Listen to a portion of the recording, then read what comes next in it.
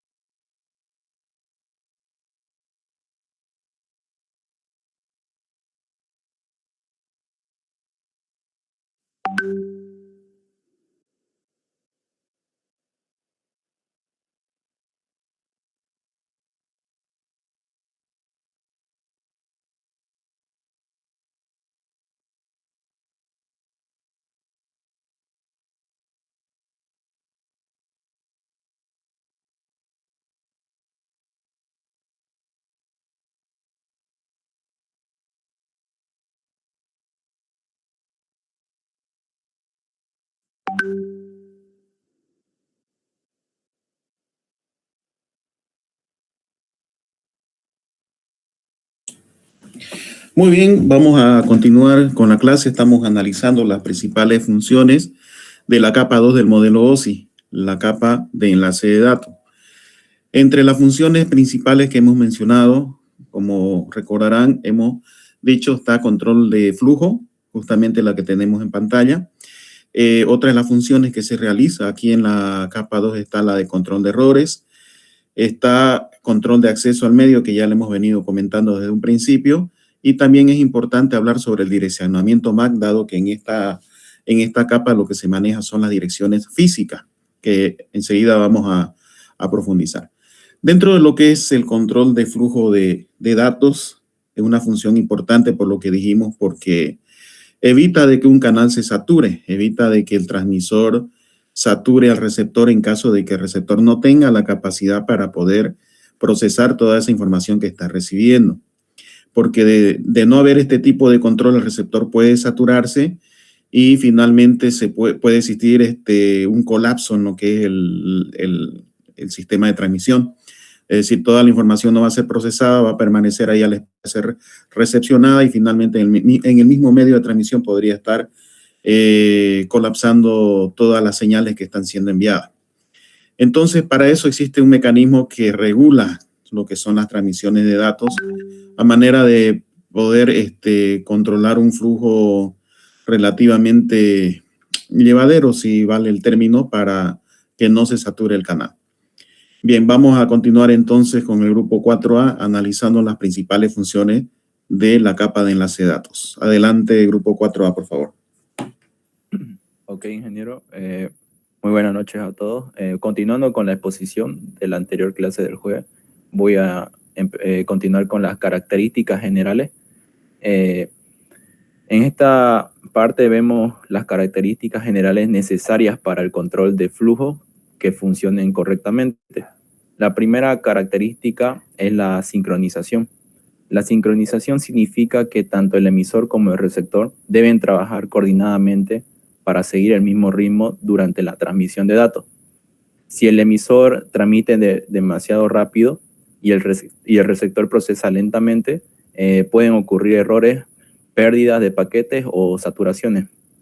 La segunda característica es la retroalimentación.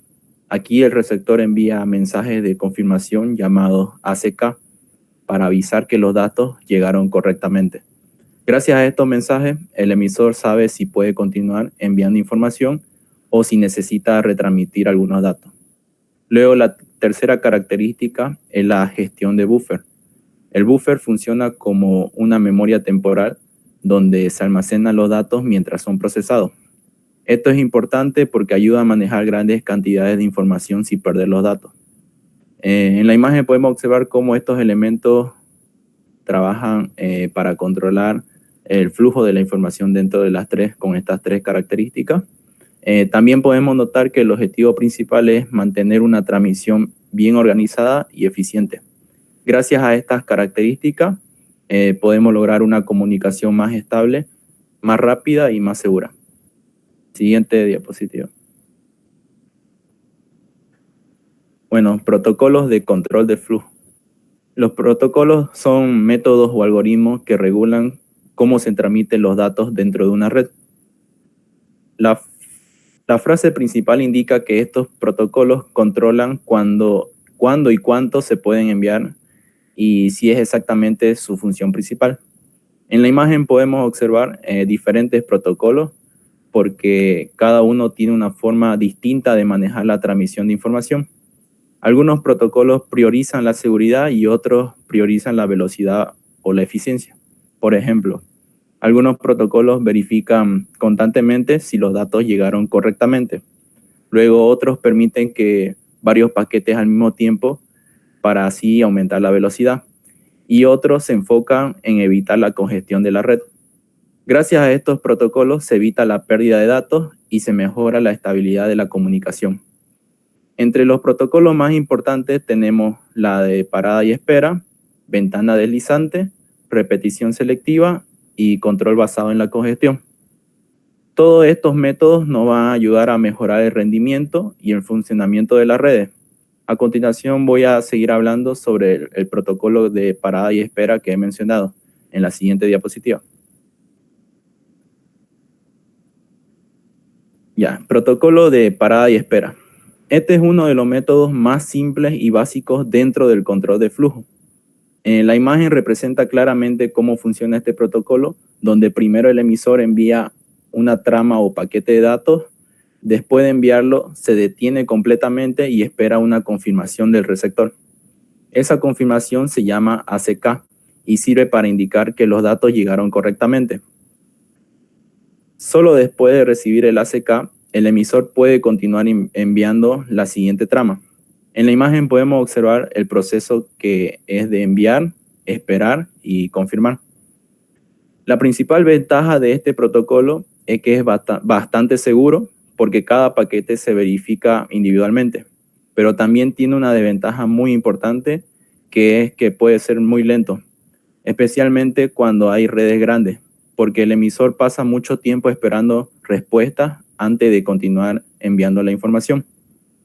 En este protocolo podemos decir que lo que prioriza es la seguridad antes que la velocidad, aunque actualmente existen métodos más rápidos y este protocolo sigue siendo importante porque nos ayuda a entender el funcionamiento básico del control de flujo. Siguiente diapositiva. Bueno, ahora veremos lo del protocolo de ventana deslizante. Este protocolo mejora bastante el rendimiento comparando con la de parada y espera. Aquí el emisor ya no necesita detenerse después de enviar cada trama. Como vemos en la imagen, representa una ventana de datos que se va desplazando conforme llega la confirmación del receptor. El emisor puede enviar varias tramas seguidas antes de recibir los ACK. Cuando el receptor confirma algunas tramas, la ventana avanza permitiendo enviar nuevas. Gracias a esto, el canal de comunicación se aprovecha mucho mejor y la transmisión se vuelve más rápida.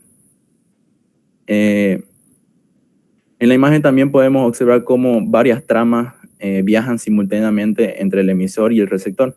Esto reduce el tiempo de espera y mejora el rendimiento de la red. La ventaja principal acá es que de este protocolo es que nos permite una comunicación más eficiente y más rápida. En la siguiente diapositiva, si no me equivoco, es un video donde nos explica mejor. Caso pueda ser superado. Veamos cómo es el control de flujo por ventana mediante el mecanismo de parada y espera. En este mecanismo el receptor no envía ACK hasta haber recibido todos los bytes del tamaño de la ventana de recepción. Cuando recibe todos los bytes de la ventana es cuando envía la ACK, tal y como se ve en el dibujo. Y podemos ver que se producen esperas entre envíos de la cantidad de bytes correspondiente a cada ventana. En este caso, si la ventana es de 5 segmentos, se envían 5 segmentos, esperamos al reconocimiento del quinto, enviamos otros 5, esperamos al reconocimiento del quinto, con lo cual en cada tiempo T mayúscula vemos que se envían 5 segmentos. Si la eficiencia de la transmisión es la cantidad de bytes de datos útiles que se envían por unidad de tiempo, la eficiencia de la transmisión en este caso sería de los bytes de datos que se envían en los 5 segmentos partido por el tiempo T mayúscula. esta eficiencia no será buena porque hay paradas que hacen que el canal de transmisión, el enlace de transmisión, no esté siendo utilizado. Se necesitarán mecanismos que mejoren la eficiencia eliminando el efecto de las esperas. Para que haya transmisión sin esperas, lo que es necesario es que el reconocimiento llegue antes, el reconocimiento del primer segmento llegue antes de la transmisión del último. Si llega el reconocimiento antes de haber enviado los bytes de la ventana de transmisión, eso significa que podré seguir enviando más segmentos, de tal manera que aumentaré la eficiencia de la transmisión al máximo, tener un envío continuo. Entonces, tener envío continuo si el número de bytes de la ventana partido por la capacidad del enlace es mayor o igual que el round trip time, ¿vale? El tiempo de ida y vuelta, que es el tiempo que tarda en llegarme el reconocimiento del primer bloque.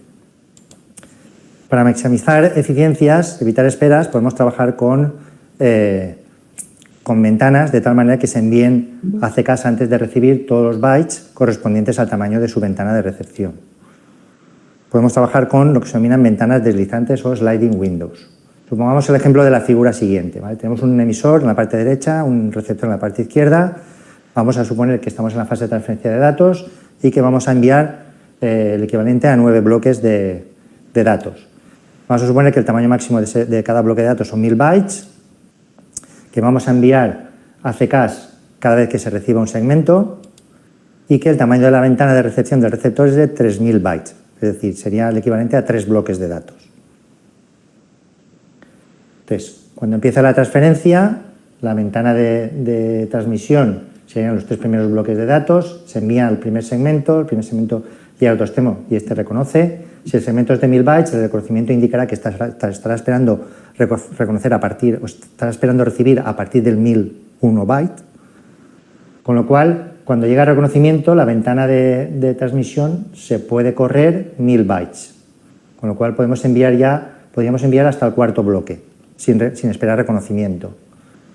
Vemos que el segmento 2 se ha enviado, se envía el segmento 3 a la vez que se está recibiendo o está transitando el reconocimiento del segundo bloque por la red. Cuando llega al segundo bloque nos está indicando el receptor que está esperando recibir el byte 2001, con lo cual los 2000 primeros ya los ha recibido, con lo cual los bloques 1 y 2 ya han sido reconocidos, con lo cual nuestra ventana de transmisión puede correrse y ya podemos enviar hasta el bloque 5.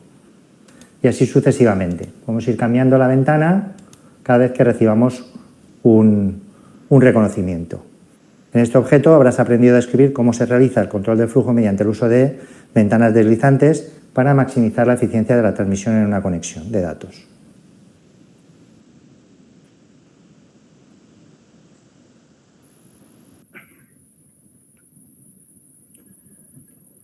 Ya, siguiente diapositiva. Bueno, ahora el protocolo de... siguiente. Caso pueda ser superado.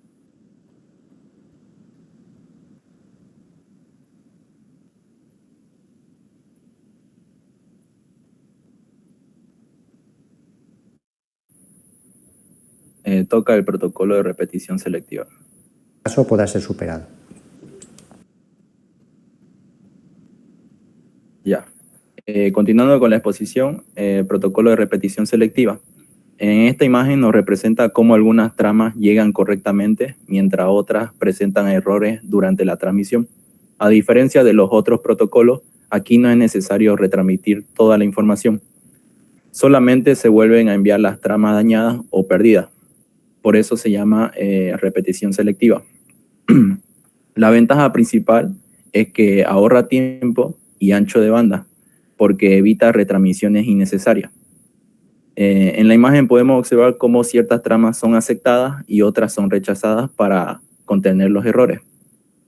Luego únicamente las incorrectas vuelven a transmitirse y esto hace que mejore bastante la eficiencia de la red y hace que sea más rápida la comunicación. Siguiente diapositiva.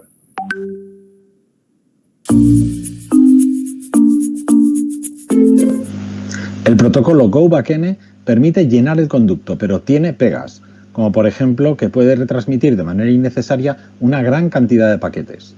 Aparece entonces el protocolo de repetición selectiva, en el que el receptor enviará ACKs individuales de cada paquete que reciba correctamente y no acumulativos como en GoBackN. De esta forma, el emisor podrá reenviar únicamente los paquetes que piense que se han perdido o que han llegado mal al receptor, manteniendo un temporizador por cada paquete.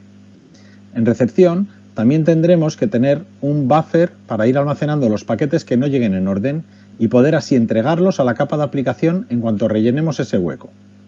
No descartaremos, por tanto, tantos paquetes como en GoBackN. También se vuelve a utilizar una ventana deslizante, pero a diferencia de GoBackN, en repetición selectiva puede que se hayan recibido ACKs de algunos de los paquetes en la ventana, por lo que tendremos también una ventana de recepción. En este ejemplo vemos las ventanas de emisión y recepción y cómo el emisor ha enviado ya 8 de los 14 paquetes que puede enviar en su ventana. Los dos primeros, que están aquí, vemos que el receptor ya los recibió y debió enviar una ACK por cada uno de ellos, pero no debió llegar al emisor, pues aún no están reconocidos ninguno de los dos. El emisor esperará el tiempo establecido por el temporizador de cada uno de estos paquetes para volver a enviarlos. Al llegar duplicados al receptor, este los descartará. También vemos cómo el emisor puede tener algunos paquetes reconocidos, como estos, y otros que no, en su ventana, como estos, dado que los ACKs son individuales y no acumulativos. El receptor está esperando los paquetes dentro de su ventana de recepción, esta de aquí, y ha recibido ya 2 de ellos, estos 2 en rojo, pero aún no los entrega a la capa de aplicación porque le falta uno que va justo antes y entonces no entregaría los datos en orden.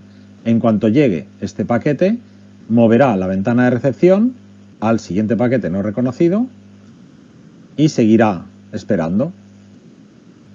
En definitiva, el emisor tendrá que enviar el paquete si el siguiente número de secuencia está dentro de la ventana de emisión e iniciará el temporizador de ese paquete. Según vaya recibiendo ACKs, irá avanzando la base de la ventana al siguiente número de secuencia no reconocido y si llega a un fin de temporizador, mirará de qué paquete es, lo reenviará y reiniciará el temporizador. El receptor, por su parte, cuando reciba un paquete, enviará su ACK. Si es el paquete que esperaba, lo entrega a la capa de aplicación y si no lo es, lo almacena en el buffer. Si recibe un paquete anterior a la ventana de recepción, envía de nuevo su ACK y en cualquier otro caso, ignora el paquete. Veamos un ejemplo, como el de antes en GoBackN, pero ahora en repetición selectiva, con una ventana de emisión de n igual a 4. El emisor puede, por tanto, enviar los paquetes 0, 1, 2 y 3.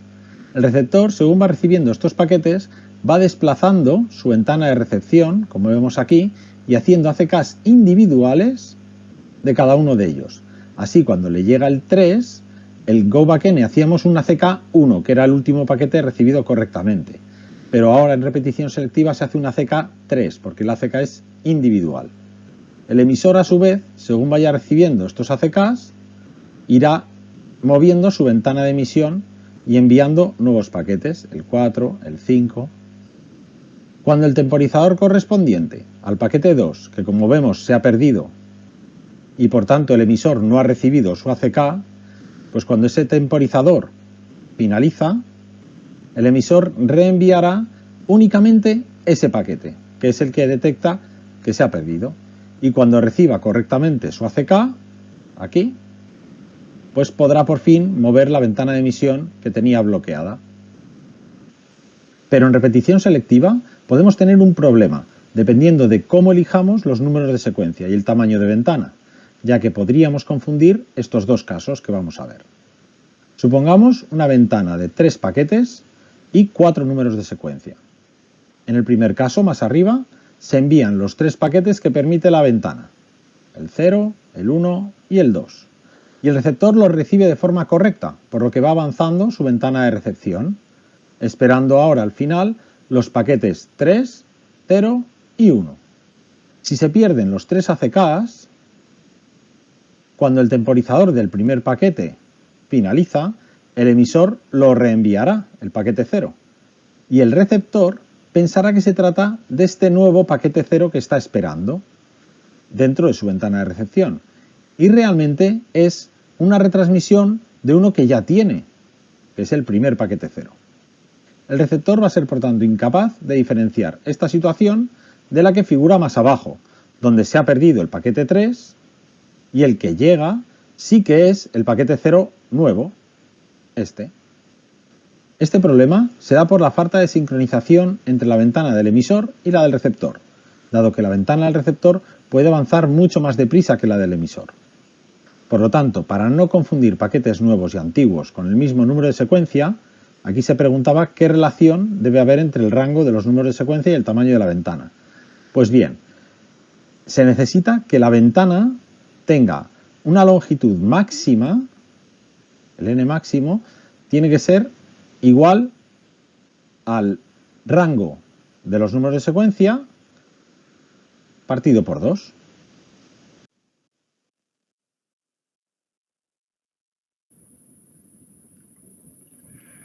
Siguiente diapositiva.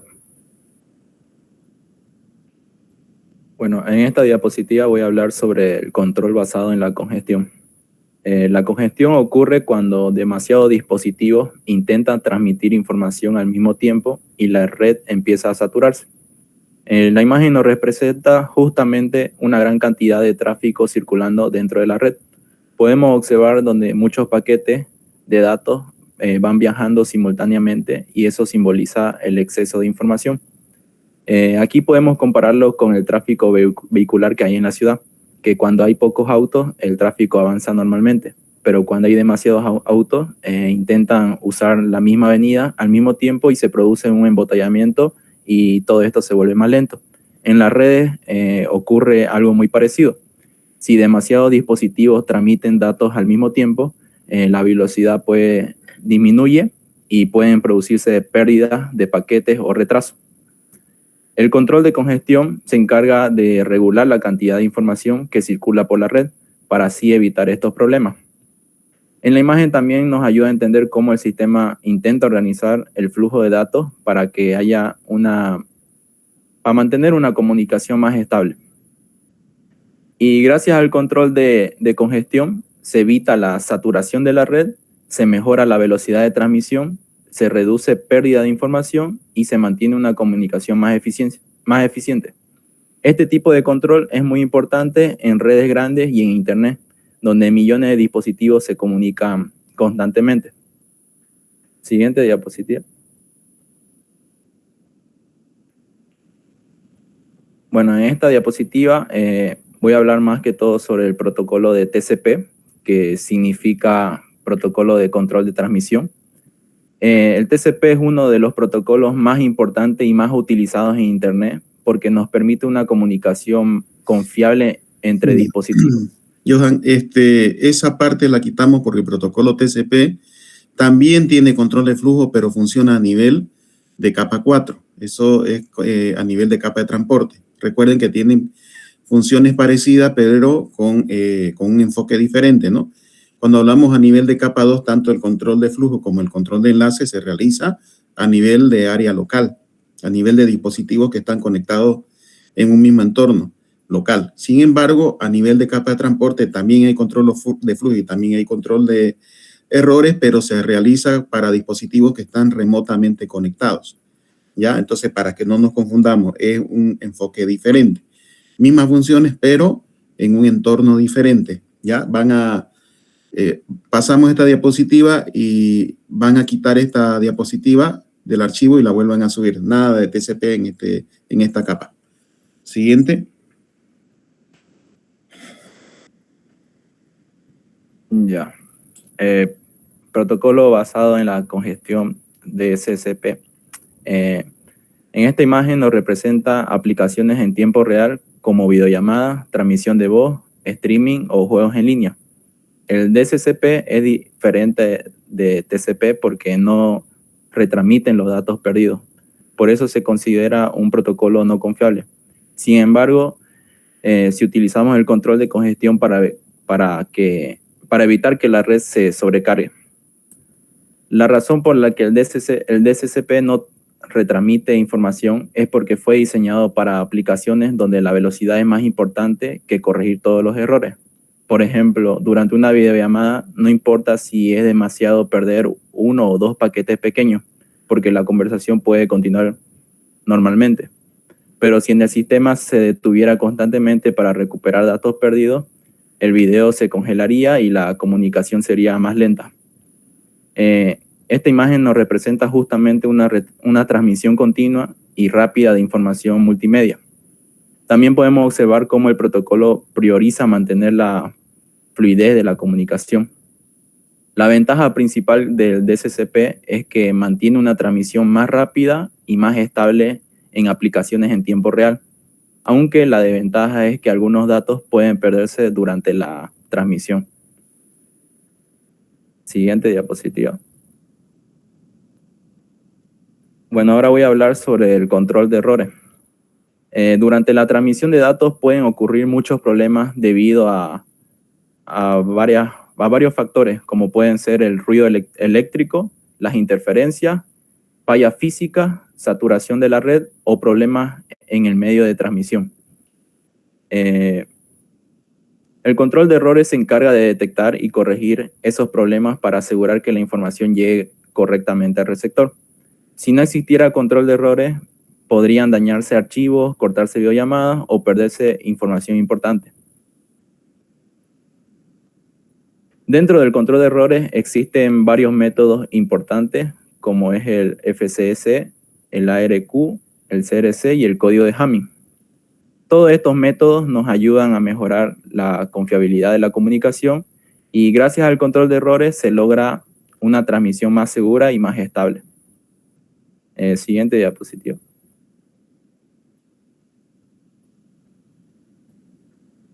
Bueno, en esta diapositiva vamos a ver el método de FCS, que significa en inglés Forward Error Correction, o corrección de errores hacia adelante.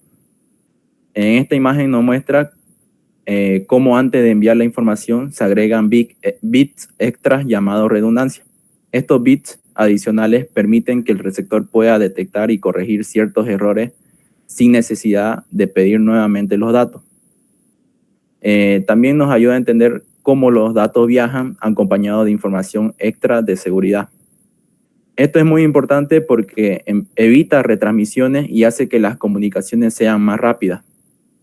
En la corrección de errores hacia adelante, se utiliza mucho en sistemas donde no conviene detener la transmisión para pedir nuevamente los datos. Por ejemplo, ya sea en streaming de video, en televisión digital, en comunicaciones satelitales y en redes inalámbricas. En estos casos es más importante mantener la transmisión continua. Y una de sus ventajas principales de la corrección de errores hacia adelante es que mejora la velocidad y la continuidad de la comunicación. Aunque también tiene una pequeña desventaja, que es como agrega bits adicionales, aumenta un poco más el tamaño de la información transmitida. Bueno, siguiente diapositiva. Ya, código de Hamming.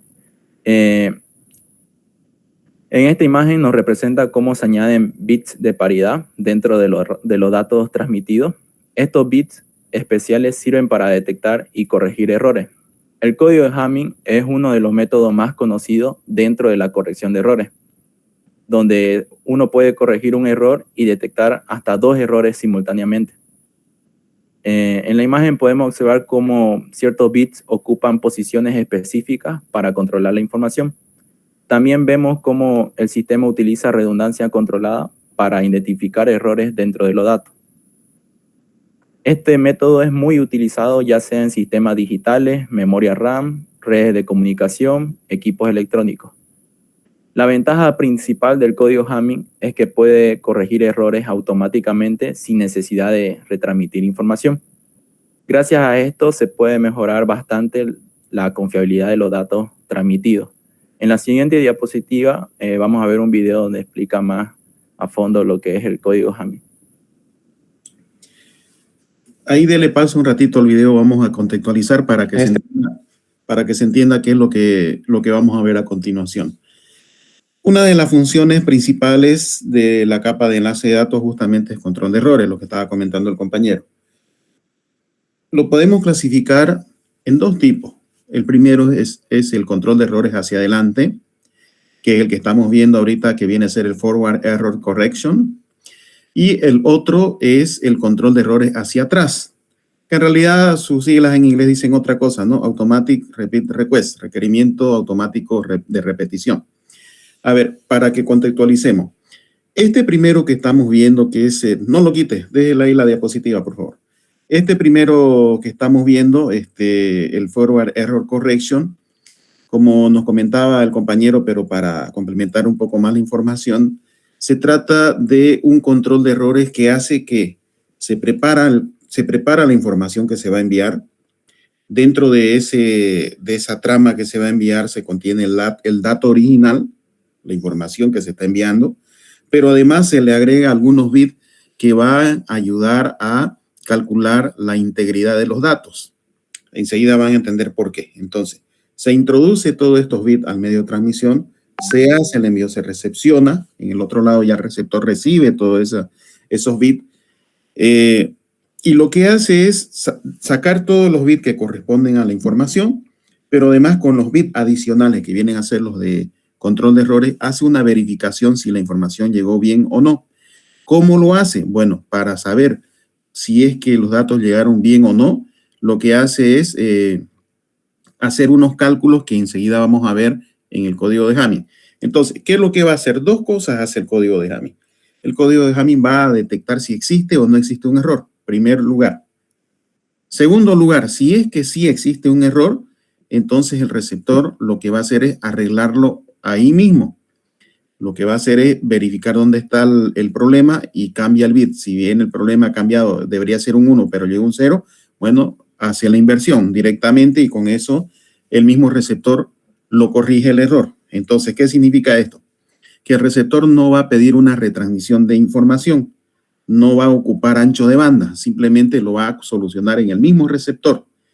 Esto con la finalidad de no hacer uso del canal.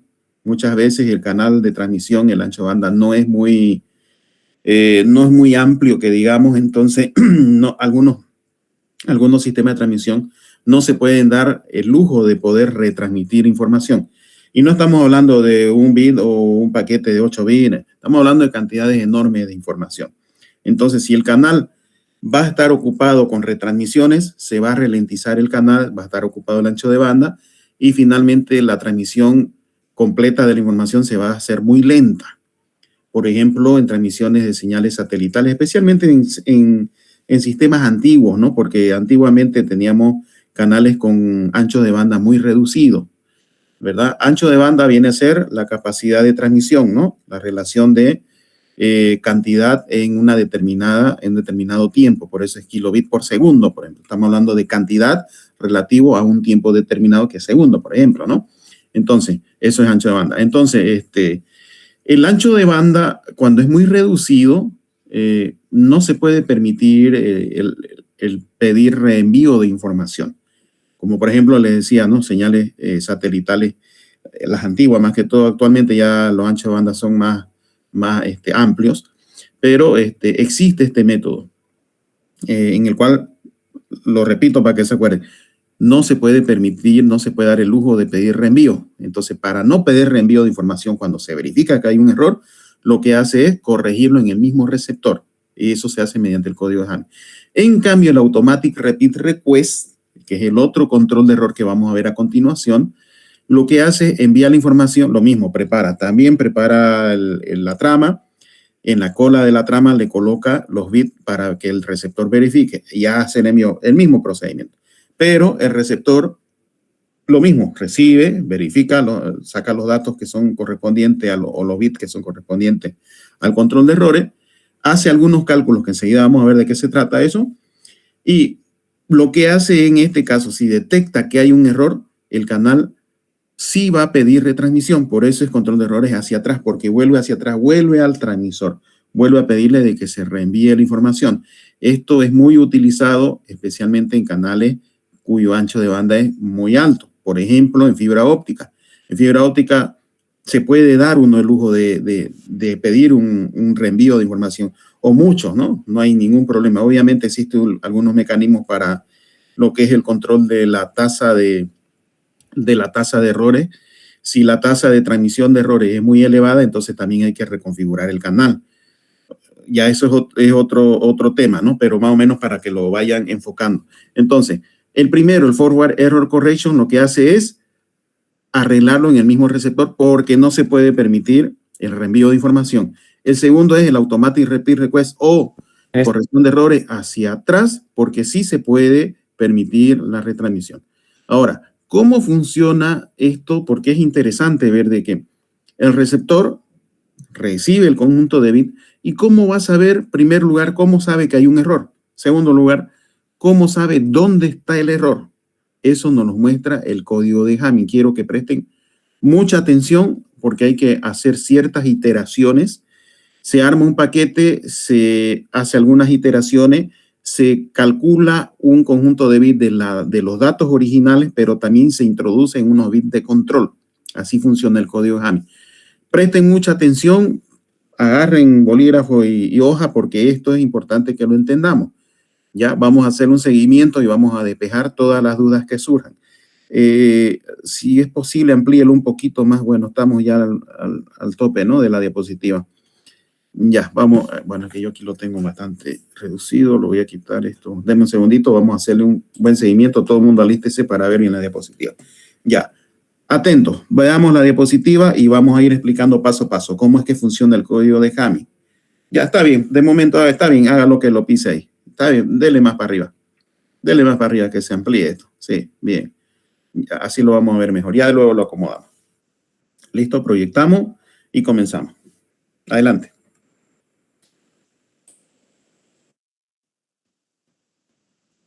En este Polimedia vamos a explicar cómo funciona el código de Hamming. El código de Hamming es un código de corrección de errores que permite corregir un error en una palabra y detectar si se han producido dos errores, aunque no permite corregir en este caso.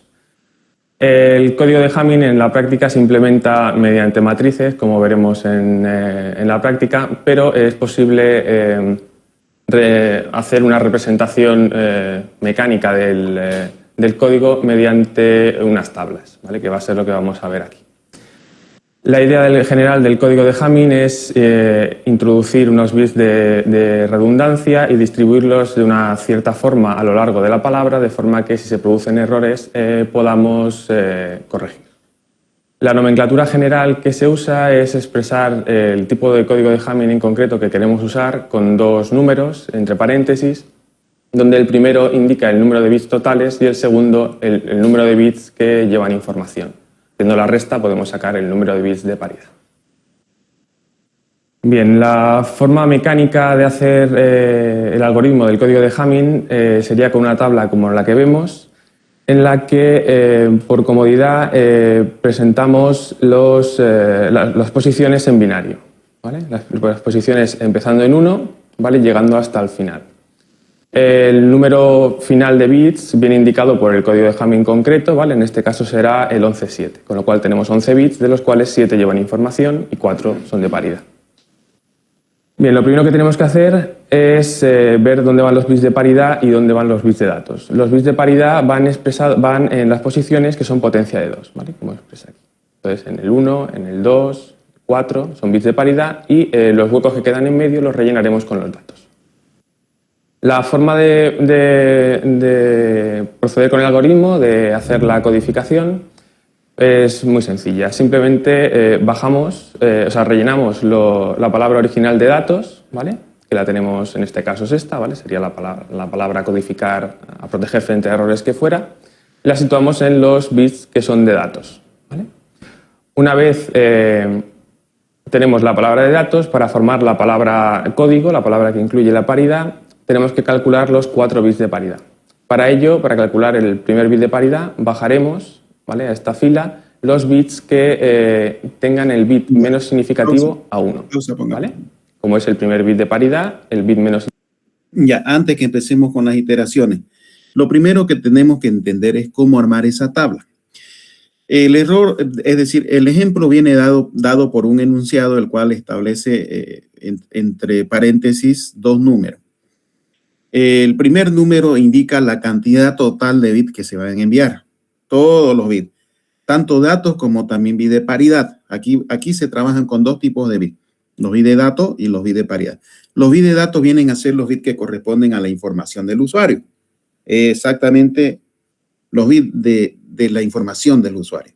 Pero además, en este caso, se agregan los bits de paridad. Son los dos ingredientes que se manejan en este tipo de enunciado. Entonces, tenemos ahí, visualicemos donde dice ejemplo. En esa parte me voy a basar. Donde dice ejemplo, dice 11.7. Entonces, estamos haciendo un envío total de 11 bits. De esos 11 bits, 7 son datos. Ya, esa es la primera información que se nos da en el enunciado. La segunda información que se nos da en el enunciado viene a ser allá donde dice datos. ¿Cuál es el dato original que el usuario está enviando? En este caso, el usuario está enviando el 0010001. Esos son los datos que el usuario está introduciendo al canal de transmisión. Ya, entonces, el enunciado viene con esos dos elementos. Viene con los datos que están entre paréntesis y viene con donde dice los bits de datos. Con ambas cosas viene el enunciado. Entonces, tenemos la cantidad total de bits, 11. Tenemos la cantidad de datos, son 7. Y tenemos los datos. Si ustedes cuentan ahí donde dice datos, ¿cuántos bits tenemos? 0101001, son 7 bits. Es exactamente lo que nos dice en el paréntesis. Ese 7 representa la cantidad de esos bits donde dice datos. ¿Me siguen? ¿Alguna pregunta hasta aquí? Ya, hágame seguimiento. Lastimosamente es un poquito complicado, ¿no? Pero lo vamos a tratar de hacer en base a lo que estamos mirando. No le dé play, saque el cursor, por favor. Saque el cursor. Ya, sáquelo, ya. Vamos siguiendo entonces. Si alguien tiene una pregunta, haga uso de la palabra. Ya, les permito. Veamos entonces, ¿qué más tenemos? Ahora me está sonando el teléfono. Ya. Entonces tenemos 7 bits totales, de los cuales 7 son datos. ¿Cuáles son los datos? Allá a la derecha, donde dice datos, esos son los datos que se van a enviar. 11 bits totales, 7 bits de datos. ¿Y cuáles son los bits de paridad entonces? Bueno, restamos 11 menos 7, son 4, ¿no? 11 menos 7 es 4. Entonces tenemos el tercer dato, lo sacamos restando.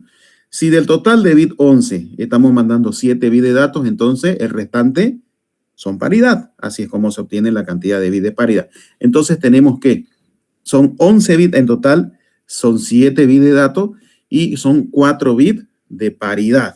Esos datos los tenemos que tener. Ya. Armamos la tabla. ¿Cuántas columnas vamos a tener? Bueno, la cantidad total de bits que voy a mandar son 11. Voy a tener 11 columnas, ¿no? Ahí está, de donde dice 001 hacia la derecha. Si se fijan entre paréntesis, ya miremos la tabla. Ahora miramos la tabla. Si se fijan en la tabla, dice 1, 2, 3, entre paréntesis, 1, 2, 3, 4, 5, hasta el 11. Es bueno colocarlo en decimal. Nos ayuda en una guía. Más adelante lo van a entender por qué. Ya, lo colocamos, ¿no? Son 11 columnas, porque son 11 bits los que voy a mandar, ¿verdad? Arriba los coloco arriba de ese número que está en decimal, entre paréntesis, arribita, se coloca su equivalente en binario. El 1 en binario es 001, el 2 en binario es 010 y así sucesivamente. Si se fijan, ustedes saben muy bien cómo se maneja el tema binario. Bueno, entonces simplemente hemos colocado en decimal, entre paréntesis y arribita, su equivalente en binario. Hasta ese momento la tabla está totalmente vacía, solamente estamos llenando el encabezado. Listo. Ahora, ¿qué va arriba en el encabezado? Bueno, tenemos 4 bits de paridad. Entonces, ¿dónde van a ir estos bits de paridad? ¿En qué lugar van estos bits de paridad? Los bits de paridad van en los lugares 2 elevado a la n, 2 a la 0, 2 a la 1, 2 al cuadrado, 2 al cubo, y etcétera. En la posición 2 elevado a la n. La primera posición es 2 elevado a la 0 igual 1. Entonces, en la posición 1 va paridad 1, si se fijan en el paréntesis, ¿no? Por eso nos ayuda el decimal. En la posición 1, o sea, en la primera columna de la izquierda, si se fijan arriba dice P sub 1, ¿verdad? O sea, ahí ya colocamos la primera paridad. ¿Dónde va la siguiente paridad? 2 elevado a la 0 es 1, 2 elevado a la 1 es 2, ¿no? Entonces, en la segunda posición va el segundo bit de paridad. El tercer bit de paridad, ¿dónde va? 2 elevado al cuadrado, 2 por 2, 4. Entonces, en la posición 4, si se fijan ahí en decimal 4, arriba colocamos el tercer bit de paridad. Lo demás está quedando en blanco. Finalmente, el bit de paridad siguiente, el bit de 2 elevado al cubo, va en la posición 8, 2 por 2, 4 por 2, 8, ¿no? Entonces, en la posición 8, arriba, colocamos el bit P sub 4. Entonces, hasta este momento tenemos el encabezado con la paridad 1 en la posición 1, la paridad 2 está en la posición 2, la paridad 3 está en la posición 4, o sea, 2 elevado a la n, ¿verdad? Y la paridad cuarta y última está en la posición 8. Los demás que han quedado en blanco, los encabezados que quedan en blanco, le coloco datos. Dato 1, D1, D2, D3, D4 y así sucesivamente. Me va a cuadrar perfectamente hasta la posición 11 donde va a estar el dato 7. De esa manera acabo de armar el encabezado de esta tabla. Todavía no hemos finalizado. Ya. Entonces, arriba tenemos esa información. Ya hemos armado el encabezado superior. ¿Alguna pregunta hasta aquí? ¿Se va entendiendo? Muy bien. Muy bien. Ya. Entonces, ahora, ¿cómo armamos esa columna de la izquierda donde dice posición? Abajo dice palabra original, P1, 2, ya. Lo que ponemos a la izquierda es posición, ya sabemos que equivale a la posición 1, 2, 3, ta. Ponemos posición, no hay ningún problema. Más abajito ponemos palabra original, que en realidad vienen a ser los bits de datos. Pueden colocarle datos si quieren, no hay ningún problema. Donde dice palabra original. Más abajo ponemos, si tenemos 4 bits de paridad, entonces ponemos P1, P2, P3 y P4. Entonces ponemos, si son solamente 3 bits de paridad, entonces sería P sub 1, P sub 2 y P sub 3 y nada más. En este caso son 4, entonces colocamos los P correspondientes. En este caso son 4. Finalmente abajo colocamos palabra más paridad, dice en la tabla. Es válido. Podríamos colocar dato más paridad también. Es válido también.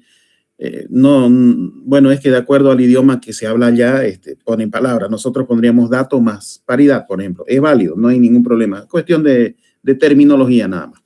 Entonces, de esa manera tenemos armada la tabla. Muy sencilla. Recuerden, las posiciones en decimal, arriba en binario, y en las posiciones 2 elevado a la n se colocan las P allá arriba, ¿no? Y lo demás lo llenamos con datos.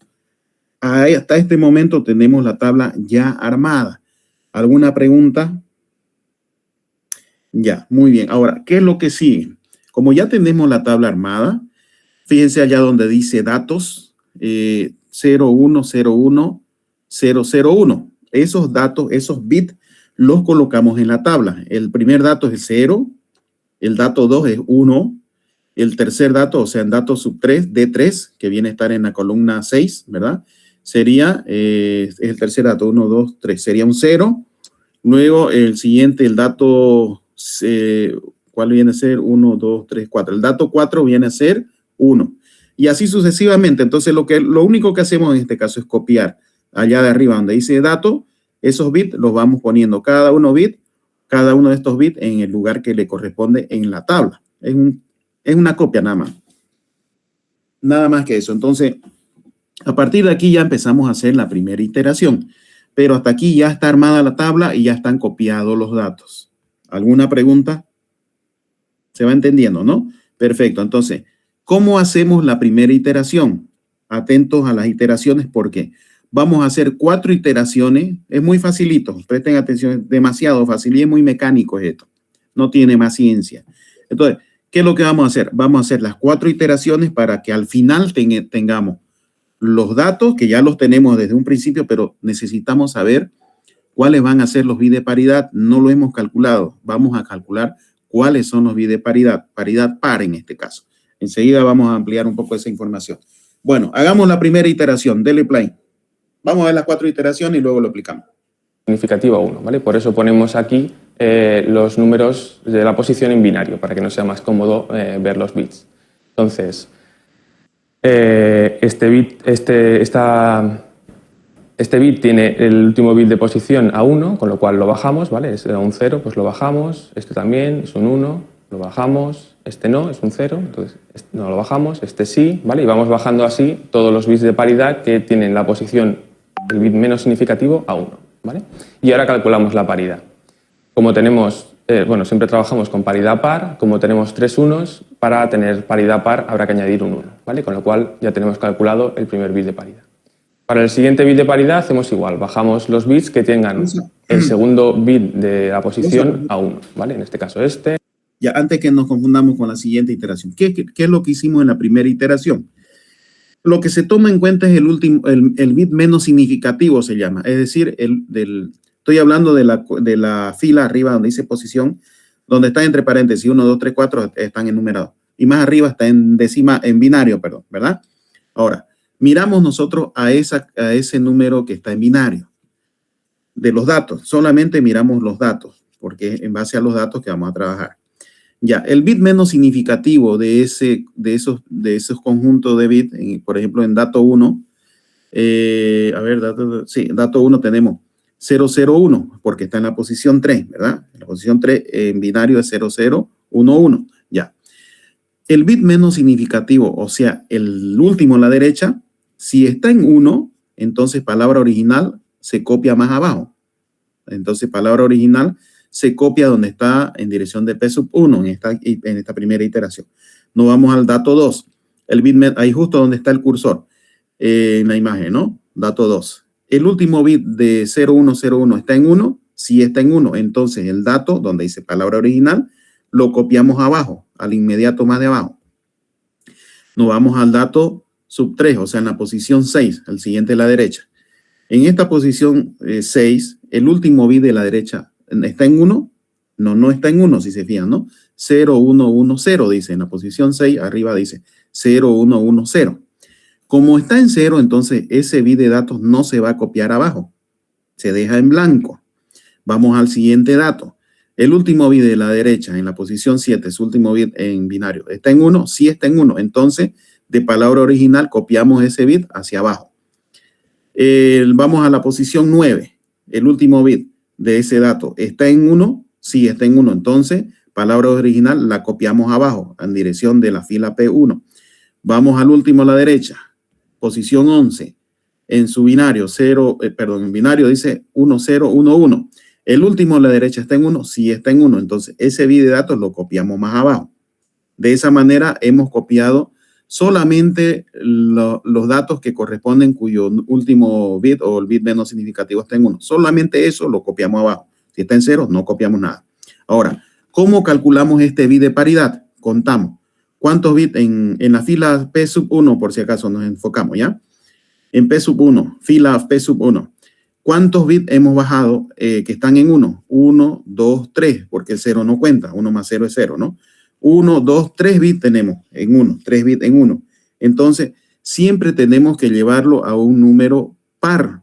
Por eso es paridad par. Esa es la técnica que les voy a enseñar. No lo voy a complicar con otra por el momento. Entonces, si por ejemplo tuviéramos solamente 2 bits, entonces allá donde dice columna 1, dirección fila P sub 1, en este caso, vamos al caso que tenemos en pantalla. 1, 2, 3, colocamos un 1 en paridad 1 para que la cantidad de bits sean 4 en esa fila. Entonces, esa fila de P sub 1 tenemos que llevarla a una cantidad par. No importa el número que sea, pero tiene que ser par. Entonces, tenemos 1, 2, 3 y completamos con un 1 para que sean 4. Ya es par. Hacemos la misma iteración en la siguiente fila que viene a ser P sub 2. Pero ahora lo que vamos a hacer ya no es mirar arriba del número que está en paréntesis, ya no vamos a mirar el último bit, ahora vamos a mirar el penúltimo bit y así sucesivamente vamos a ir recorriendo de lugar. Como estamos en paridad 2, entonces miramos el segundo bit de derecha a izquierda, ¿no? Y de esa manera, basándonos en palabra original, ¿está en 1? Sí está en 1, ahora bajamos a esa posición de P sub 2 ese bit. Y lo mismo, la misma operación hacemos. Finalmente hacemos el conteo y hacemos una suma. 1 más 1, que ya lo tenemos aquí en pantalla, ¿no? Fíjense en la fila P sub 2. En fila P sub 2 tenemos, ¿cuántos bits 1 tenemos? 1, 2 bits tenemos. Los demás están en 0, no nos importa. Entonces, como tenemos ya una cantidad par, no podemos colocar un 1 porque si no nos daría como resultado 3, nos va a dar resultado un número impar. Entonces ahí en la posición de P sub 2 va a ir un 0. Todavía no lo ha colocado en el video, pero lo va a colocar el 0 porque ya tenemos una cantidad par. De esa manera funciona. Y ahora si veamos las 4 iteraciones y luego les escucho las preguntas. Dele play. No, este, ¿vale? Y este. Y este de aquí también y este. Y calculamos la paridad igual, ¿vale? En este caso tenemos 2 bits de paridad, con lo cual ya es par, con lo cual el bit de paridad será 0. Para el tercer bit de paridad, pues igual, bajamos los que tengan el tercer bit a 1, ¿vale? Tenemos estos dos, con lo cual es un 0 porque ya era par, y con el cuarto bit de paridad, pues igual, bajamos los bits, ¿vale? Correspondientes y calculamos la paridad. Como en este caso había un 1, hace falta otro 1 para que la paridad sea par. Con esto ya tenemos formada la palabra código. Los bits de datos los bajamos y bajamos los bits de paridad, con lo cual esta sería la palabra que se almacenaría o se transmitiría en el caso de que se quisiera transmitir. Para el caso de la decodificación... Un poquito vuélvalo porque ya se pasó ya.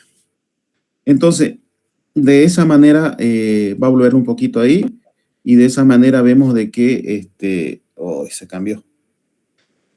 Que de esa manera teníamos ya la cantidad de bits o los bits ya conformados que se van a introducir en el medio de transmisión. Está mucho más atrás, están en forma. Ahí está. Ya, en este Polimedia vamos a explicar cómo funciona el código de Hamming. El código de Hamming es un código de... Oh, qué pena. Súbalo un poquito el video para que no se confunda con el scroll de la diapositiva. Eso, ya, no importa, ya lo arreglamos.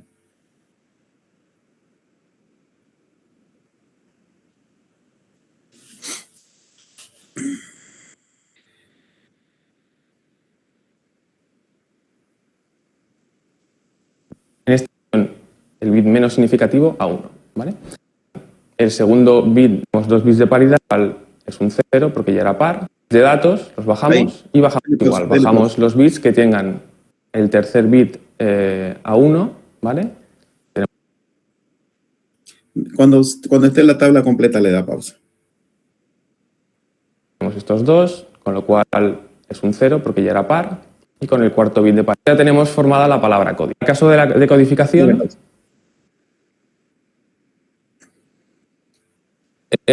la forma mecánica de proceder es una palabra que se almacenaría.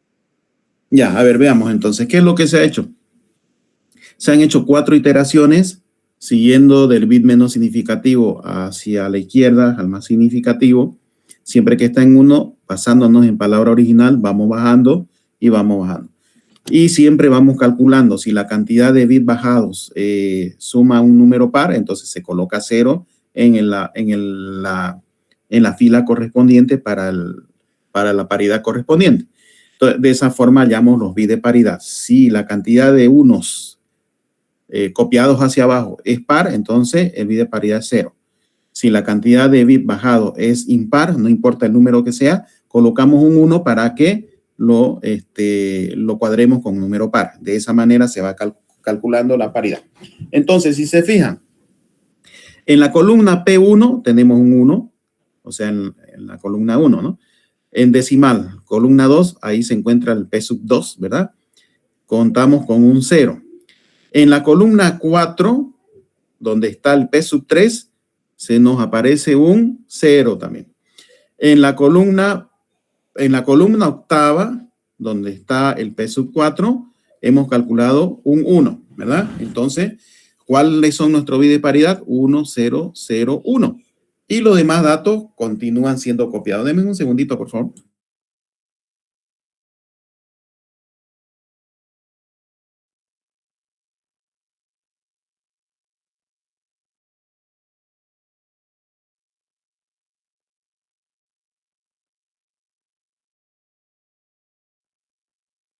Ya, entonces ahí ya tenemos calculado los bits de paridad y lo que hacemos ahí abajo en la última fila donde dice palabra más paridad, bajamos simplemente, ¿no? Los copiamos ahí todo lo que hemos calculado. Bajamos el 1 de la primera paridad, el de la columna 2, la segunda paridad la copiamos ahí abajo, la tercera columna copiamos el 0, es el dato original.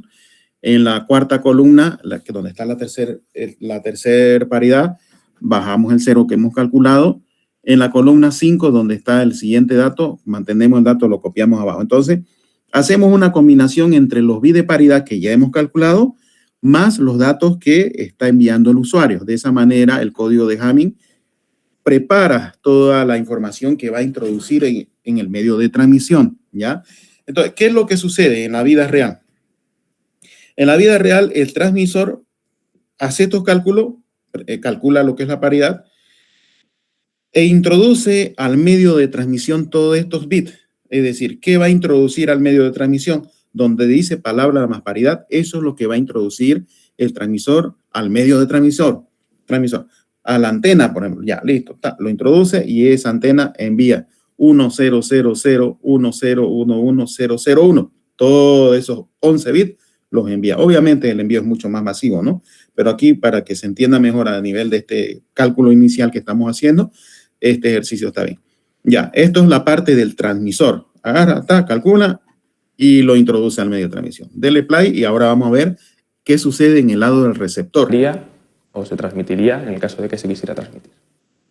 Para el caso de la decodificación, la forma mecánica de proceder es una tabla muy parecida. En este caso lo que haremos es recalcularemos la paridad. Ya. ¿Qué es lo que sucede acá en este ejemplo para que lo entiendan lo que va a explicarlo el video? Dice palabra almacenada, eso que está allá arriba. Eso que está arriba, palabra almacenada, es lo que el transmisor calculó. La anterior tabla que acabamos de calcular, que fue del lado del transmisor, acabamos de calcular esos 11 bits, ¿no? Allá arriba, donde dice palabra almacenada. 100010110001. Eso es lo que se envió. Bueno, ¿qué sucede en la vida real? Lo que podría suceder. Supongamos que durante el envío sucedió un ruido en el canal. Un ruido que nos cambió, en este ejemplo concretamente, un ruido que nos cambió el último bit, nos lo dañó el último bit. Entonces, el receptor en principio no lo va a saber. El receptor va a recibir un conjunto de bits, sí va a recibir, pero con el último bit dañado y el receptor no lo sabe. ¿Qué va a recibir el receptor? El receptor va a recibir eso donde dice introducimos un error en un bit, que en la vida real viene a ser lo que yo les estoy comentando. En el camino se dañó el último bit. Bueno, en este ejemplo es así. ¿Cómo sería entonces? ¿Qué va a recibir? 1000101100 y el último, en vez de ser un 1, se cambió a 0 por el problema de la transmisión. Listo, entonces se arma la misma tabla, el receptor, es el mismo método, se arman las mismas columnas y lo que hace es calcular en base a lo que ha recibido, porque en ese momento el receptor no sabe si la información llegó correcta o no llegó correcta, ¿verdad?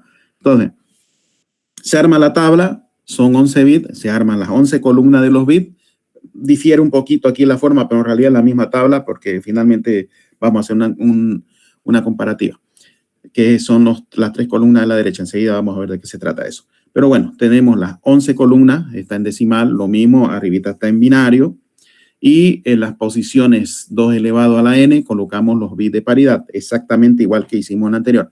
Es decir, en la posición 1 está paridad 1, en la posición 2 está paridad 2, en la posición 4 está la tercera paridad y en la posición 8 está la cuarta paridad. Listo. Y lo demás son datos, ¿no? Y ahí se llena dato 1, dato 2, 3, 4 y los 7 datos los tenemos en las 11 columnas, paridad más datos. Ahora, si el receptor recibe esos 11 bits, ¿cómo vamos a saber cuáles son los bits de datos? ¿Alguien puede decirme cómo el receptor sabe cuáles son los bits de datos? Porque ya la respuesta la hemos dado, ¿no? Entonces, ¿cómo sabe el receptor cuáles son los bits de datos?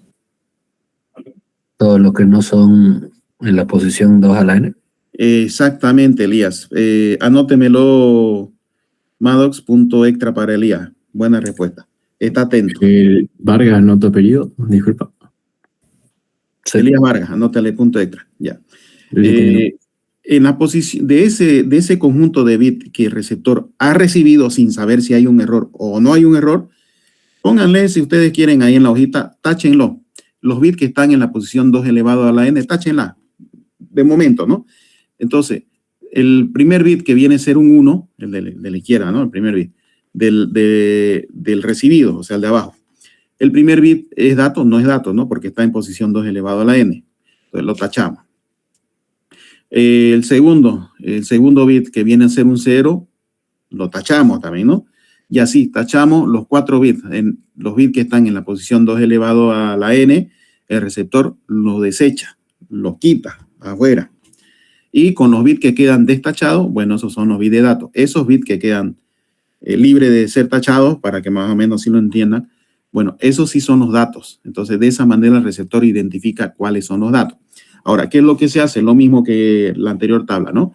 En la fila PAL, que viene a ser palabra, que aquí está más reducido, PAL, ¿no? Lo siguen, donde está el cursor, el puntero del mouse, hacia arriba a la diagonal izquierda, ¿no? Dice PAL, lo ven, ¿no?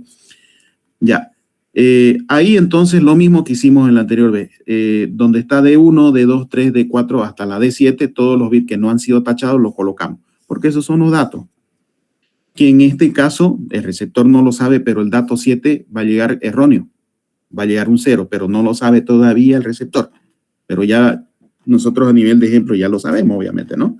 Entonces, tachamos los bits recibidos de posición de elevado a la n y los que no fueron tachados los colocamos, los copiamos en la fila PAL. Denle play.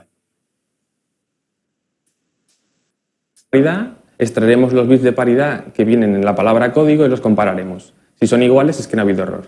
Si son diferentes es que se ha producido un error y entonces veremos cómo el algoritmo es capaz de corregir si se ha producido un error o detectar que se han producido dos errores en el caso de que haya dos.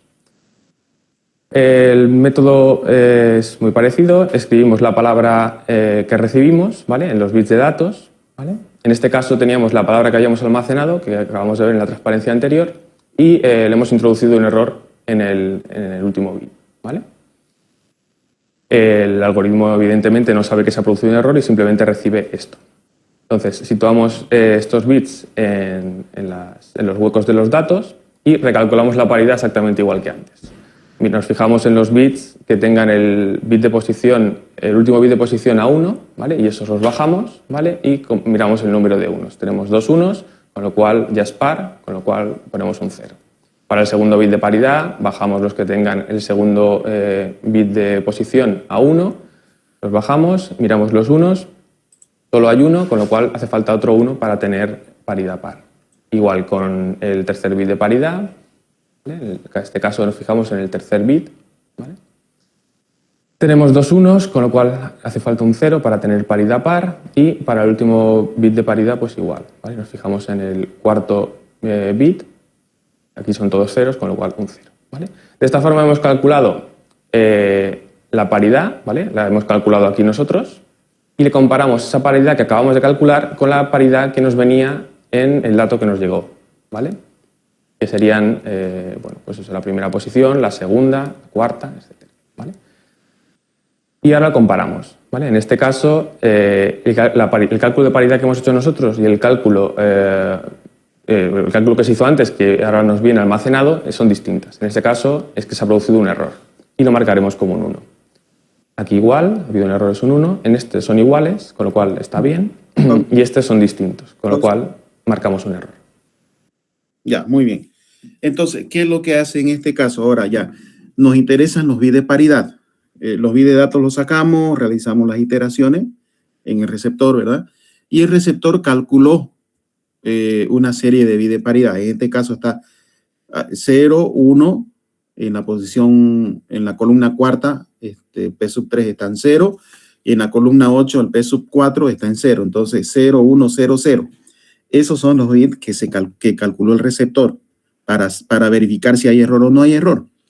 Entonces, esos bits calculados los coloca allá a la derecha donde dice cálculo de paridad. Está 0, 1, 0, 0, justamente donde está el puntero del mouse. Ahí en esa columna de la derecha arriba, ¿no? Está. Los copiamos. 0, 1, 0, 0. Ahí está. 0, 1, 0, 0. Ahora, donde dice paridad almacenada, que viene a ser los bits de paridad que han llegado al receptor. Ahora, de esos bits que nos han llegado, esos que tachamos, ¿no ven? Esos bits que tachamos son los bits de paridad. Entonces, la posición 2 elevado a la n, en la posición 1, en la posición 2, en la posición 4, en la posición 8, ahí donde dice introducimos un error en un bit. De ese conjunto de bits, los que están en posición 2 elevado a la n, que fueron los que tachamos inicialmente, ¿verdad? De ahí sacamos los bits de paridad, que son los bits que han llegado. Una cosa es lo que calculó, pero otra cosa son los bits que han llegado, lo que recepcionó el receptor. Entonces, lo que recepcionó el receptor vienen a ser lo que se calculó en el transmisor, ¿verdad? Entonces, ¿qué calculó el transmisor y lo envió? Calculó 1001, que si se fijan en sus apuntes en la anterior tabla, esos son los bits que calculamos anteriormente. Entonces, tenemos los bits de paridad que calculó el receptor, pero también tenemos los bits de paridad que recepcionó el receptor proveniente del transmisor, que viene a ser 1001. Ahora, se realiza una operación lógica en este caso para determinar si hay error o no hay un error. El operador lógico que se utiliza en este caso es el operador XOR, X o R, que seguramente lo conocen. ¿Qué nos dice el operador X o R? El operador X o R dice que cuando ambos lados son iguales, el resultado es 0. Y cuando los lados son diferentes, ya sea 0, 1 o 1, 0, el resultado es 1. Entonces, de acuerdo al código de Hamming, cuando nos da como resultado 0, o sea, cuando los dos bits son iguales, puede ser 0 XOR, puede ser 0 XOR 0, el resultado es 0. Si es 1 XOR 1, el resultado es 0 también. Cuando ambos son parecidos, el resultado es 0, ¿ya? Entonces, ¿qué dice el código de Hamming? Cuando el resultado es 0, significa que está ok. O sea que la comparativa ha sido calculada correctamente. Pero cuando el resultado del operador lógico XOR, X o N, es 1, entonces el código Hamming dice, aquí hay un error. Se realiza la operación. A ver, 0 XOR 1, el resultado es 1. Son diferentes, ¿no? Vamos al siguiente, la paridad segunda. 1 XOR 0, el resultado es 1. Según código Hamming, cuando da 1, es un error. Vamos a la tercera paridad. 0 XOR 0, el resultado es 0, ¿verdad? Porque de acuerdo al código de Hamming, cuando da 0, da OK. En ese bit de paridad no hay ningún error. Ahora vamos al último operador lógico, o decir, a la última paridad. 0 XOR 1, el resultado es 1, porque obviamente ambos son diferentes, ambas paridades, y por tanto el resultado es 1. Y cuando tenemos como resultado un 1, entonces código Hamming dice hay un error. Ahora, ¿qué interpretamos de acá? Basta con que exista un solo error. Puede ser que de esas, por ejemplo, que 4 hayan estado ok, pero que uno, cualquiera de ellos, llegue con un error, entonces el código de Hamming dice, hay un error, sí hay un error. Para que el código de Hamming diga, está todo ok, no hay ningún error, entonces todos los resultados de ese cálculo que se acaba de hacer, tendría que estar todos en 0. Paridad 1, 0, paridad 2, 0, paridad 3, 0, paridad 4, 0, todo ok. Entonces el código de Hamming va a decir, el resultado llegó correctamente. En este caso el código de Hamming, basta que exista uno, en este caso tenemos 3 errores, el código de Hamming va a decir, sí hay un error. En este momento, el código de Hamming acaba de detectar un error. Ahora, la siguiente pregunta es, ¿dónde está el error? El código Hamming, gracias a este mismo cálculo que acabamos de hacer, va a determinar dónde está el error y ese bit que está con error, si está en 0, lo cambia en 1. En este caso, nosotros sabemos que a propósito le introdujimos un 0 en vez de 1 al final, ¿no? Allá arriba donde dice palabra almacenada versus palabra con error introducido, que ya le dije, puede ser por temas de que durante la transmisión hubo un ruido, alguna cosa de esa, entonces se cambió el último bit, es el ejemplo que se está dando en este caso, ¿no? Entonces, si en vez de recibir 100010011001, se está recibiendo lo mismo, pero el último bit está llegando en 0. Ahora, el código de Hamming lo que va a hacer es calcular, después de haber hecho la operación XOR, lo que va a calcular es dónde está el error. Dele play y vamos a ver cómo calcula dónde está el error. Ahora el algoritmo de Hamming lo que nos dice es que si los errores los interpretamos como un 1 y las comparaciones correctas como un 0 y leemos en este sentido, ¿vale? 1, 0, 1, 1. Esto se llama el síndrome, y si esto lo pasamos a decimal, ¿vale? En este caso sería 11, este número nos va a indicar dónde se ha producido el error. En este caso, el error está en el bit número 11, a contar desde el más significativo, con lo cual 2, 4, 6, 8, 10, 11, ¿vale? En el último bit es donde se ha producido un error, con lo cual para corregirlo simplemente hay que invertir ese bit, ¿vale? De forma que a partir de esta palabra de datos, esta palabra código que incluye datos y la paridad corregida, podemos extraer los datos. Pausa.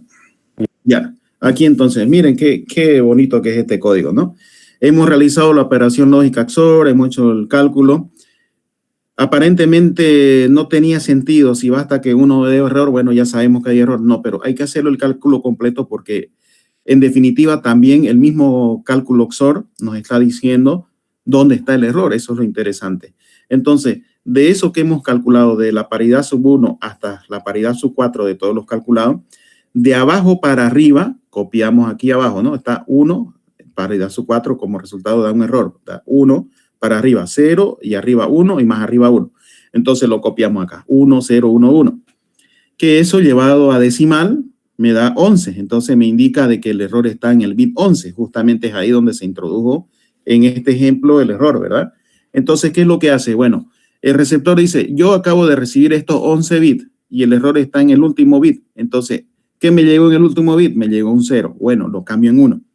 Ahora, de todo ese bit que acabo de calcular, ya cambiándolo, invirtiendo ese bit de acuerdo al cálculo que se ha realizado, en este caso estamos haciendo código de Hamming para el cálculo de un bit. Existe el Hamming extendido para el cálculo de 2 bits y otro tipo de código, pero no nos vamos a chipar mucho con eso. Con esto que lo entiendan me sirve. Ya, entonces, de todo ese conjunto de bits, en este caso está en la posición 11. Supóngase que el problema haya estado en la posición 3. Viene a ser el primer dato, ¿no? Entonces lo cambiaría, se cuenta el tercer dato y lo cambiaría al tercero, pero en este caso es el bit 11. Entonces, y de ahí se tacha los bits que están en posición 2 a la n, ya los desecha y simplemente se queda con los bits que estarían en posiciones que no están en 2 elevado a la n. Se desechan los bits de paridad que ha sido calculado y obtenemos el bit de palabra original o el bit original de datos, y de esa manera el receptor obtiene los datos originales. Entonces, ¿qué más podemos decir aquí? A ver, 0, 1. Ahora, ¿qué sucede si el error está en un bit de paridad? Allá donde decimos introducimos un error en un bit. En este caso colocamos el error en un bit de datos, o sea, en la posición 11. ¿Qué pasaría si el error estuviera en el primer bit, por ejemplo? Que el primer bit corresponde a un bit de paridad, ¿verdad?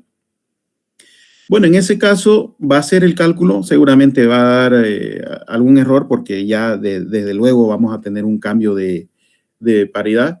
Bueno, en este caso se hace el cálculo y como los bits de datos están correctos porque se vuelve a calcular los bits de paridad, entonces desecha los bits de paridad recibidos, ¿no? Si todos los bits de datos están correctos, al final los bits de paridad calculados nuevamente van a dar lo mismo. Y finalmente todo va a dar ok, porque los bits de paridad recibidos versus los bits de paridad calculados van a dar lo mismo, entonces no habría ningún problema. O en definitiva, si llegase a calcular de que el error está en una posición de un bit de paridad, igual lo desecha, porque al fin y al cabo lo que interesa, al final donde está el puntero, ¿no? Ahí lo desecha. Al final lo que interesa son los datos y los datos van a estar correctos. Entonces igual funcionaría el código de Hamming, no habría ningún problema si es que el error está en un bit de paridad. Igual se hace el cálculo, igual se va a determinar de que el bit, es decir, que los datos están llegando correctamente. O sea, no habría ningún cambio en los bits de datos. Los bits de datos se mantendrían íntegros. O sea, los bits de paridad solamente son bits de relleno para estos cálculos. ¿Alguna pregunta? ¿Ninguna pregunta? ¿Se entendió? Si hubiera 2 o 3 datos afectados. En ese caso tenemos lo que se conoce como el código de Hamming extendido y otro tipo de código. No lo vamos a avanzar ahora, pero lo que me interesa es que se entienda esto, que es lo más básico. Vamos de lo más básico todavía, ¿no? Pero respondiendo a la pregunta de Elías, que está muy bien, Existen otros métodos más avanzados donde se calculan ya 2 bits o más bits. En este caso solamente estamos hablando del código de Hamming, el básico, el de un solo bit. Algo bien básico, pero de esa manera funciona, es bastante interesante. ¿Alguna otra pregunta? Ya, vamos a... ¿Qué hora es? Ya, le voy a pedir al coordinador que tome lista de asistencia y por ahora vamos a quedar acá, porque en la siguiente clase vamos a hablar del otro tipo de control de errores, el control de errores hacia atrás, donde a diferencia de este que se aplica el código Hamming, allá se aplica el código de redundancia cíclica. Eso lo vamos a ver en la siguiente clase. Adelante, Maddox, tomamos lista de asistencia, por favor. Listo, ingeniero, listo. Bueno, van a escuchar. Aguilar Rivera está presente. Presente. Listo. Alanoca Oliveira. Presente. Listo. Araníbar Aguilera. Presente. Listo. Armijo Saavedra. Presente. Listo. Barrios Lozano. Presente. Allá. Basualto Azcarraga. Presente. Listo. Basualto Rojas. Presente. Listo. Bustos Huanca. Presente. Listo. Cadima García. Presente. Listo. Carrasco Surco. Reina del Hip Hop. Carvajal Ramos. Hip Hop.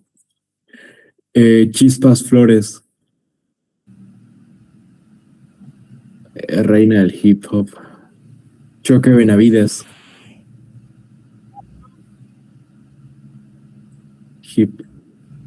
Choque León. Presente. Listo. Claros Mamani. Presente. Listo. Fuentes Daniela. Presente. Listo. García. ¿Qué dice? Choque Benavides estaba, solo que no quiso darme mi micrófono. Ah, listo. Ya te puso. García Caballero. Presente. Listo.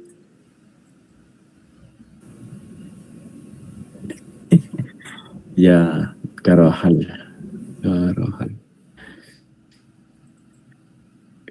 Ya está. Nadie más, ¿no?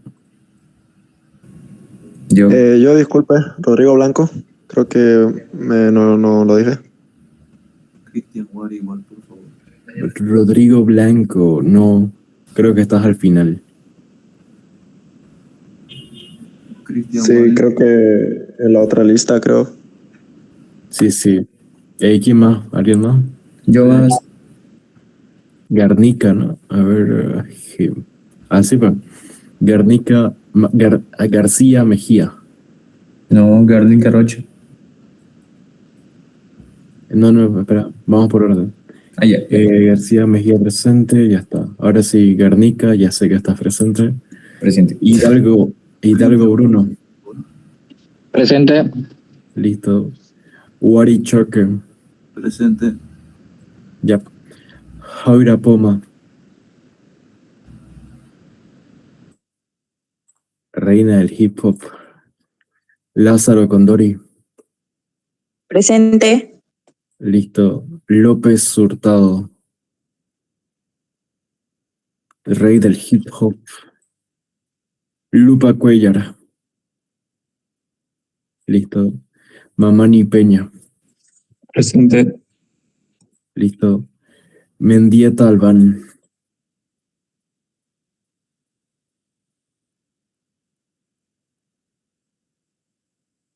Mendieta Albán. Ok. Reina del Hip Hop. Mendieta Cari. Presente. Listo. Molina Soto. Presente. Ya. Montaño Flores. Presente. Listo. Moreno González. Hip, rey del hip hop. Olmos Brito. Presente. Listo. Pizarro Limpias.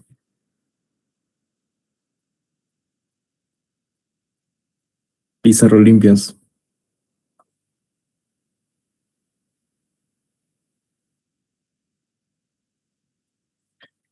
Hip hop. Ponce Lucana. Presente. Listo. Ponce Yepes. Presente. Listo. Puma Claure. Hip hop. Quintana Coca. Hip Presente. hop. Ah, no, ¿estás presente? Ah, ya. Perdón. Ramos Vargas. Presente. ¿Se escucha? Presente. Ah, ya. Listo, te escucho. Rebollo Román. Presente. Ya. Rivera Baltasar. Presente. Ya. Rivera Rojas. Presente.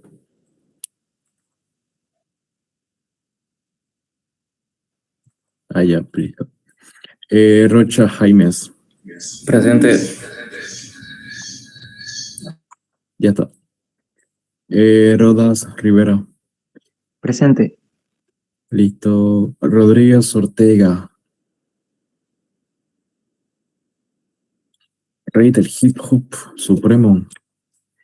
Rodríguez Ruiz. Otro rey del hip hop.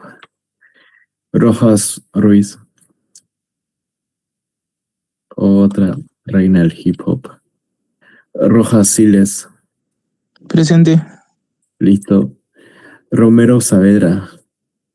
Presente. Listo. Rosel Valencia. Presente. Listo. Saavedra Dorado. Presente. Listo. Santellana Durán. Presente. Listo. Saucedo Lino. Presidente del hip hop. Saucedo Rosado. Hip hop. Suárez Arteaga. Presente. Listo. Torrico Justiniano. Hip hop. Torrico Severiche. Presente. Listo. Vaca Azaro. Presente. Listo. Vaca Roca. Presidente del hip hop. Bayar Valdés. Presente. Listo. Vargas Avila. Presente. Listo. Vargas Ceballos. Presente. Listo. Vela Yayo. Presente. Listo. Velasco Solís. Presente. Listo. Velázquez Carvajal. Presente. Listo. Ventura Valverde. Presente. Listo. Yuvanure Moitimo. Presente. Listo. Ajoruro Aguilar. Presente. Listo. Ballesteros Delfín. Presente. Listo. Blanco Escalera. Ahora sí. Presente. Ah, ya. González Montero. Presente. Presente. Ah, ya. Planta Rosa Bejarano.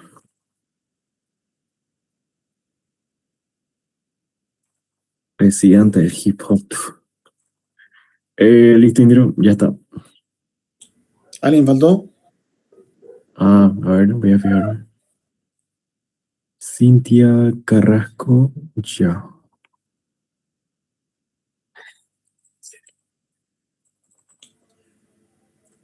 Ok. Muy bien, gracias, Maddox. Muy bien, jóvenes, finalizamos la clase. Nos vemos el día jueves. Que tengan buenas noches. Que tenga buena noche, Inge. Hasta luego. Hasta luego. Hasta luego. Hasta luego.